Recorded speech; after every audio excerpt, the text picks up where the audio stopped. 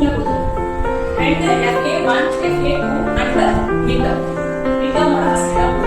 Second term-ல FA3, FA4 and annual exam.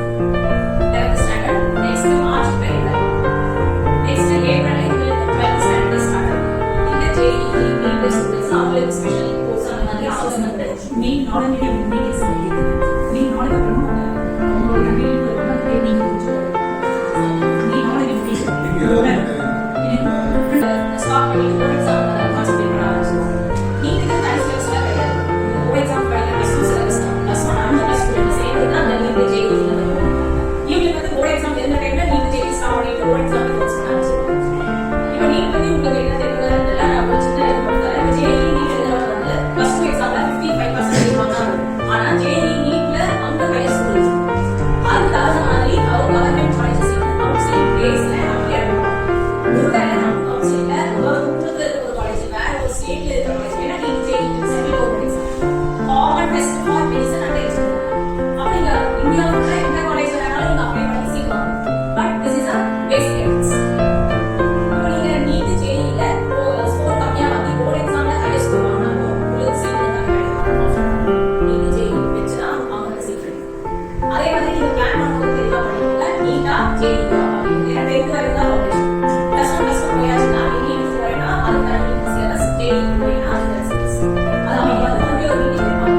இல்ல நம்ம பேசிக் போயிட்டாங்க ஸ்டூடெண்ட்ஸ் சேவ் பண்ண நீ நீட்டா இல்ல JEE இது எல்லாரும் சயின்ஸ் ஸ்டூடெண்ட் அக்கவுண்ட்ஸ் வந்து ஒரே ஒரு ஸ்டூடெண்ட் தான்.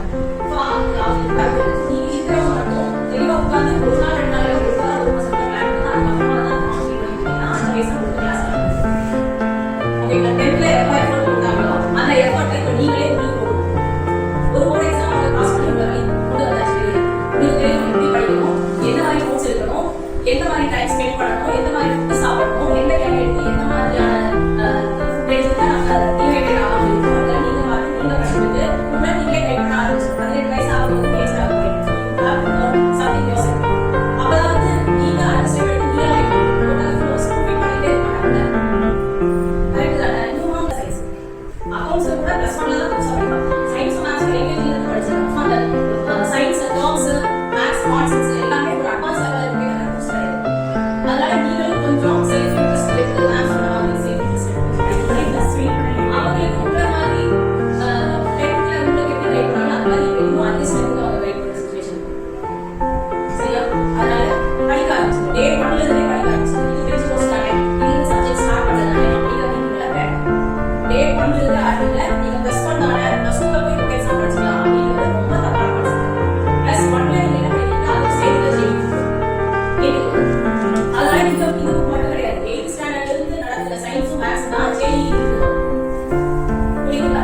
அப்போ நீங்க 8th பேர்த்தாவது அவங்க கோச்சிங் கொடுத்துருவாங்க. ஸ்பெஷல் டீச்சர்ஸ் ஆரம்பில கோச்சிங் சென்டர் அவங்க கொடுத்துருவாங்க. ஆனா இப்போ படிக்கிறவங்க உங்களுக்கு கொஞ்சம் அந்த வேர்ல்ட் குறையுது. So please focus on your studies and all the way to study. Keep walking.